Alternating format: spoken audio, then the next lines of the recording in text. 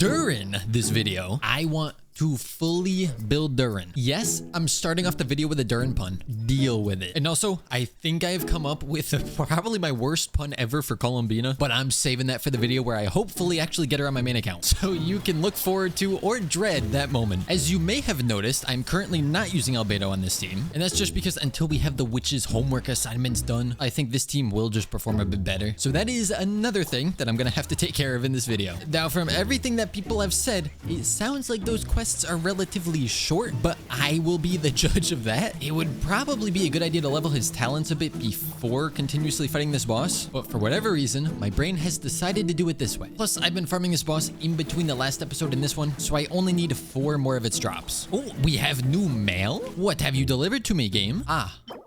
Don't need those. Also, ignore the fact that I activated the wrong mode for Durin. I'm doing that a little bit less frequently. So that is everything that we should need. I have 32 of them. Just have to do a bit of crafting. And then we can do our second to last ascension. Level him up to 80. Then this last one's gonna be a bit more difficult. I'm gonna have to go farm more of these, especially for the talents. And then I need to get these, which I don't know if okay, I have some stuff. Just convert a bunch of those over. And then, Dendro? Sure, get some of those going as well. That doesn't seem like it's gonna be enough. And still not enough, but this should be. Actually, it's not, but that is. Then as for his regional specialties, they have all respawned, and we don't even need that many, so this shouldn't take very long. Okay, so we've collected a nice amount of the Frostland flowers, but now, like I said, I have to go collect some of the Fatui 2.0 drops. I know for a fact I did not get enough for all the talents, or really even any of the talents, but right now, I am focusing on the Ascension. We will worry about the talents later. So, max Ascension for Durin. I just go to level 81, because that's kind of what I do, and now it is later when I have to worry about the talents. But also, because of the playstyle that I'm using for Durin, I do have to worry about his normal attacks. That means I'm gonna have to farm so many of those enemies. Oh boy. Well, let's get them all up to level 2. Massive improvement. And then this one to level 3. And that's all I've got. I don't have very much fodder, but I just want to see if this artifact is going to be nice to us or not. We know the first roll is guaranteed ER, but now I humbly request crit. I'm not loving this artifact, I have to admit, but since I do not have anything better for him, it's what he'll be staying on for the time being. The goblet may have betrayed us, but the sands never does. See? This sands is our friend until it isn't. And I'm out of fodder. Wait, why is this actually like when I was back in school? I keep putting off doing the homework. I get why they named it that now. Apparently, Farina also became our friend during this process. If I want to get all 3 of these talents up to level 8, well, first off, I doubt I even have enough of the weekly boss drops for that. But how many of these books am I gonna need? I know I can see it per each skill individually, which actually just looking at that, I'm gonna need so many of them. And apparently he needs this weekly boss drop, which is probably my least favorite one to farm. I'm fairly certain that you want Night Soul stuff. Besides Shalonen, do I even have a Night Soul character? I'm probably missing someone, but I don't think so. All right, let's give it a shot. I brought Hyper Bloom, as you could probably tell. Is that a good idea? I don't know. Oh, something just did so much damage. I think I got hit by the waves of Burgeon all at the same time. I know eventually he's gonna run away from this spot. Oh, Ayato's gone. That's fine. Who needs Hydro on a Hyper Bloom team? Then we get to this part where I have no Night Soul. I mean, this does something. I also just realized I have no bursts,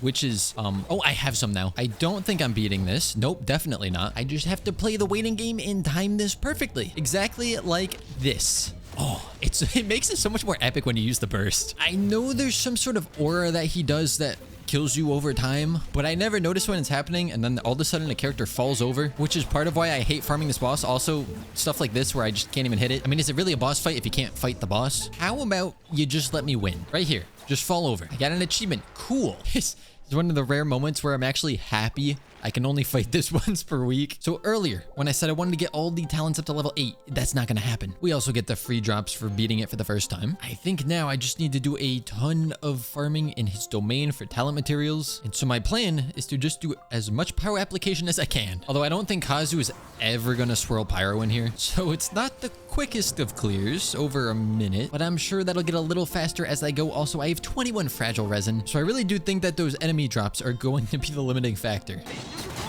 Oh, my Bennett just hit 50,000 setting up his burst. All right, Durin, you better at least beat that once you're built. Otherwise, that will be very embarrassing for you. Or for me. I don't know actually who that would be more embarrassing for, because I would have been the one who built him to be that weak. You know what? It's time to stop procrastinating. It is homework time. It's a good thing that I don't have too many quests stockpiling up. I love that I never even did the Dark Knight hero on here, as even back then, I was tired of having to sit through and redo all of the quests again. And Swords Only was only my third or fourth account, I think. So you can imagine how much worse it's gotten.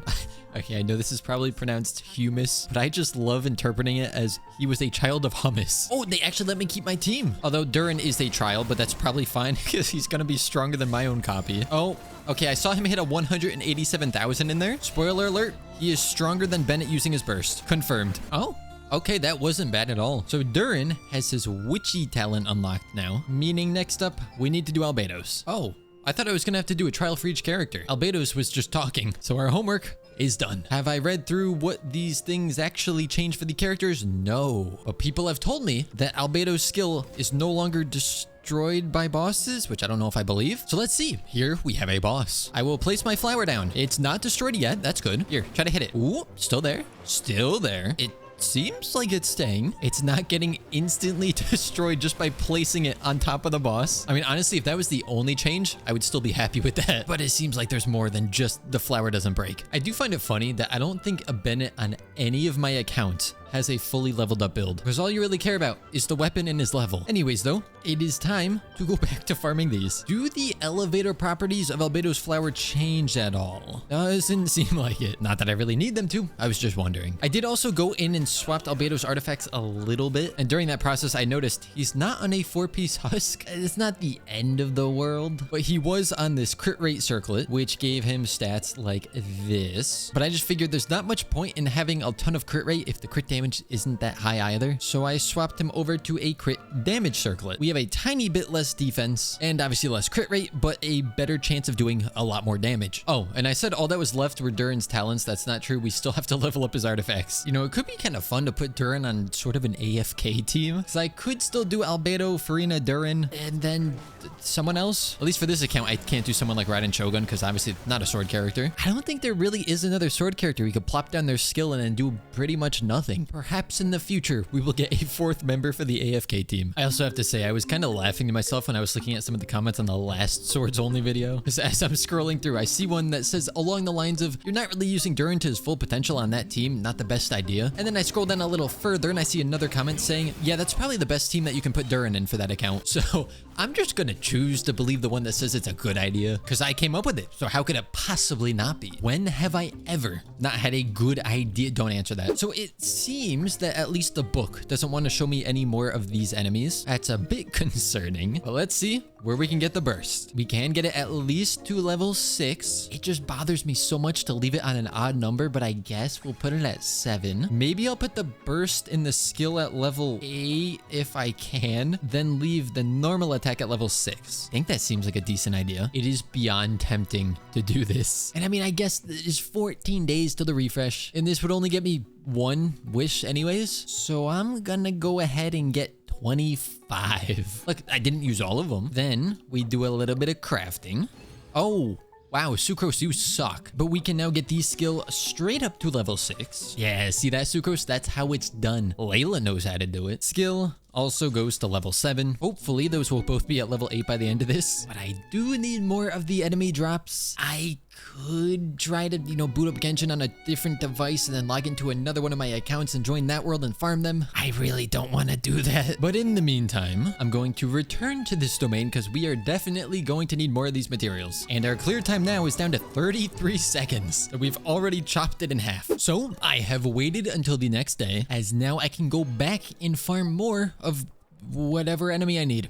I'm not gonna try to pronounce that. I'll just stick with Fatui 2.0. This really is one of the rare times where resin is not the issue. On today's episode of Do I Have Enough Drops Yet? Do I have enough drops yet? No. Will I ever have enough drops? Find out on the next episode of do I have enough drops? The answer's always no. Although I've also come to a realization that it's not just the Fatui drops I need. I need some of these, which I could convert if I had Dream Solvent, meaning I have 2 attempts to get Dream Solvent, as we've already used one of our weekly boss drops. You know, it would have been funny if when you activated the witch buffs on Albedo, he went back to having his fluffy hair. They could have done it. Although now that he got a buff, maybe they're going to give him a skin in the future with that hair. But I wouldn't hold my breath on that because we still don't have a hooded Zhongli skin, though I do have a Dream Solvent. And this just feels thematic as we're having a dragon fight a dragon. I don't really expect to get another Dream Solvent today, but we can try. And yeah, I could be attempting to fight a different boss, but I just wanted an easy fight. So we'll grab these. We do not see another Dream Solvent. So I guess no matter how I do this, it's gonna look kind of satisfying because it's either gonna be all 7s or 6, 7, 8. The smarter choice is probably to bring the burst to level 8. So I am going to bring the normal attack to level 7. And with that, all I need to do is level these artifacts. The question then becomes, which artifact domain do I actually want to farm in? Funnily enough, it does not have to be the Nodcry one because we have no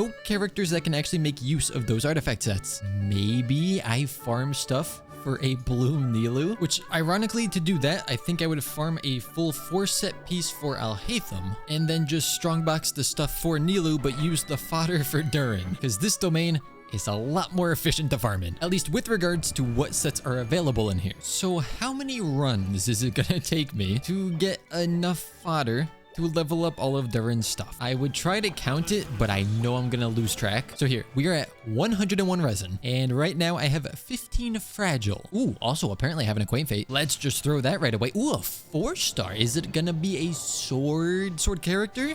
It is. Oh, sacrificial. Wait. I know Xing Cho's using sacrificial. It's a refinement 4. Do I go for the R5 or do I save it for someone else? That's actually kind of a hard choice. I think for the time being, I'll save it. I don't plan on showing too many of the artifacts here, but this one is very nice, potentially, if it rolls well. Now, I'm just gonna farm this domain a whole bunch and hopefully then be able to level up all of Durin's artifacts. Okay, I'm breaking my rule again. Look at this. This EM, double crit, we love that. Crit rate, crit damage, energy recharge, attack percent. At this rate, maybe I won't even have anything to put in a strong box. And the next run gives me pretty much a perfect Kirara piece. Well, I spent all of the resin and I am not able to power these up. I got 3 of them to level 20. In hindsight, I probably should have been farming in the hunter domain, but we did get some decent pieces, so it's okay. Also, it has come to my attention that we can ascend this world for the final time. I kinda wish I'd spent all that resin before I went to farm the enemy drops, because then I would have had the world at the max ascension, which means I would have gotten more of the drops. Oh well, I've not done one of these in so long. Let's start setting everything up,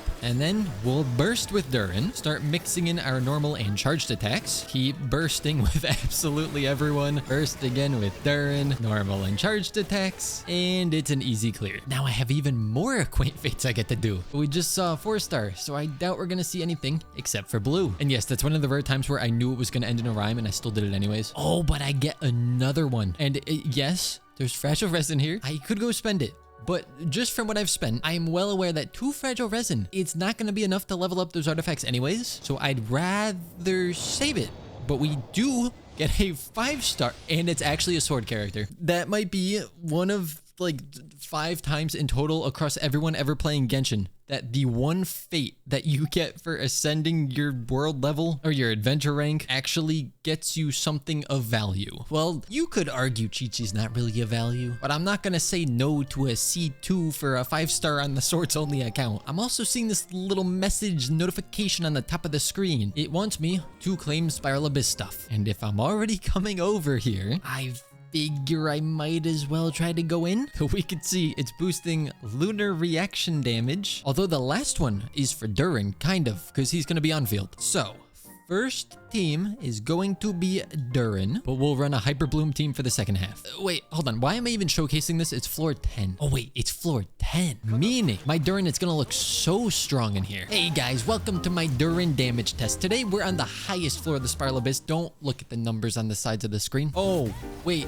Ooh, it's a good thing it's floor 10. I mean, it's the highest floor, obviously, because I saw this dude panicked, ended up using, I think, one of my bursts. But now we move on to the next chamber. That's not a 10. That's a short hand for 100. It's a typo, I promise. So here's the really fun part where I remembered to bring Dendro, but then forgot that it becomes completely immune to Dendro, rendering my Hyper Blooms useless. Physical damage, I'll hate them. It is your time to shine. Floor 87, chamber 46. Let's see what we can do. We'll set up all of this, and then we'll set up Durin's burst. We'll see 40. Oh, there's so many numbers. And then it's just over in 2 seconds. For floor 761, I'm thinking we'll bring Chlorand for the second half. This is a great time for... Oh, there was 137,000 there. But yeah, great time for Durin to shine. Lots of stuff he can melt and vaporize against. And I know I should be saving my bursts, but I don't want to. It's more fun to keep using them. Oh, everything just dies. Although this is pretty satisfying too. I usually don't have Kazuha on this team, but I have Farina on the other one, so I had to substitute someone in. Oh, ew, specters. Who put these here? 30. I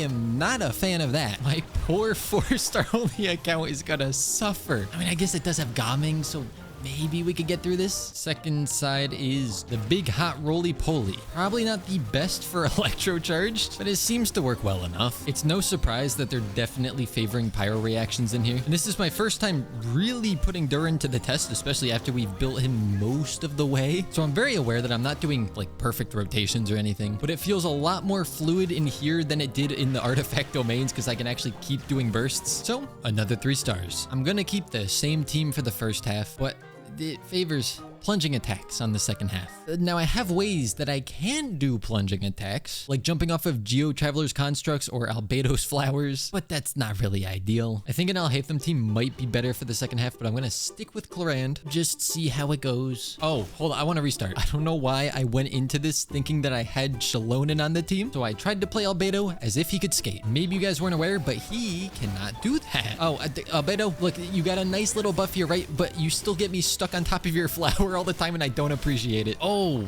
I have to take out 41 of these? That's more than like 4, and that's my limit. Ooh, you know, a Kazuha would feel so good here. Luckily, due to the number of enemies, we do get quite a bit of energy. Oh, now we're moving on to these people. Okay, I don't like how low the timer's already starting to get. Ooh, I just killed so many things at once. In game, of course, because, you know, it's playing a game, but I have to say that for the YouTube algorithm.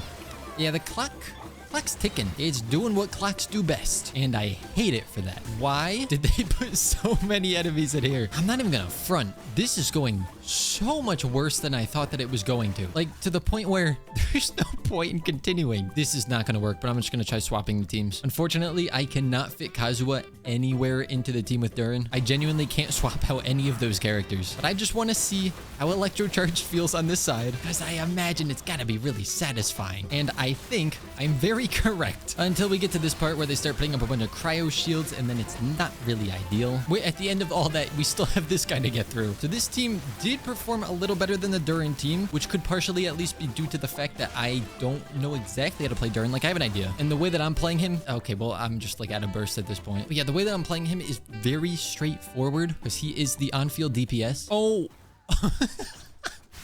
I got through one of these and I was like, yes, I did it before 5 minutes. I get 2 stars. Didn't realize they spawn a second one. Okay, look, I know in dark mode, Durin only buffs his own pyro damage, but we do have this buff in the Spiral Abyss right now. And no, the Hunter set's not really gonna help here. I am aware this is not the, min-max best team. I just want to try it. So I'm still gonna put him in dark mode. I don't know if maybe I should keep him in light mode. I want so badly to use Kazuha here, but I cannot fit him in this team if I want to bring Albedo, of course. All right, you know what? Let's give light mode a try. So that should be faster pyro application. Although I accidentally just went into dark mode because I finally got used to doing that. So skill, burst, burst. Thank you. Now here's the thing, okay? Look at those numbers. The only way that I've played Durin thus far is pretty much as the on-field DPS with Bennett's burst up, trying to do pyro normal attacks and charged attacks. I'm finding that I do like him more as an off-field DPS. But on this account specifically, the only way I could really do that was, like I said, I think last video about a Burgeon team, and that's an option. I just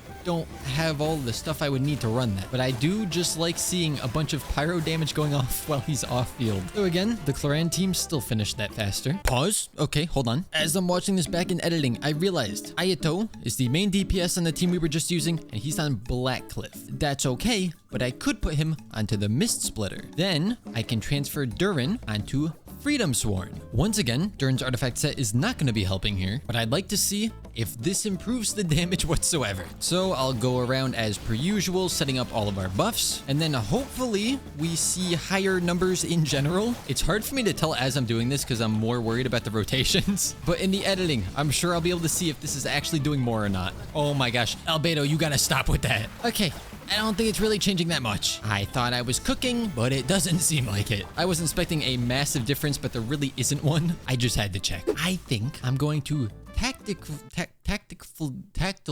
I can't speak. I'm gonna leave. The Spiral Abyss always has such a special way of making me just feel sad. But game, if you give me this sword in one wish right here, I won't be sad anymore, I promise. I'd be happy, dare I say, except I'm not. I did just realize I don't think I've showed Durin's stats. Again, not everything is maxed out, and I kind of would like a different piece here. But if we do swap him over to Burgeon anyways, then I'm gonna need a whole different artifact set. If I do all rotation-y stuff, he's got 3,700 attack, 1,000 defense for whatever reason, and a 78 to 243 crit ratio. Also, he does go up to 55% power damage bonus. It's just that with the artifacts that we used, we pretty much always have to pair him with Farina, and then we always need a healer. So the obvious choice is Bennett. But then if we want the witch buffs, my only option is Albedo. So we're kind of stuck with just this team. Unless, like I mentioned, we try some sort of Burgeon team. Although no, I need a healer for sure if I'm doing Burgeon. So like this would work, but it wouldn't because then I lose the witch stuff. I'm glad that they're going back and buffing some of these older characters like Albedo, but the extra team restrictions make it even harder because we're already playing with restrictions on the account. With that being said, that is all of the Durin building that I'm able to do in this video. I hope you guys did enjoy, and as always, I shall see you all next time.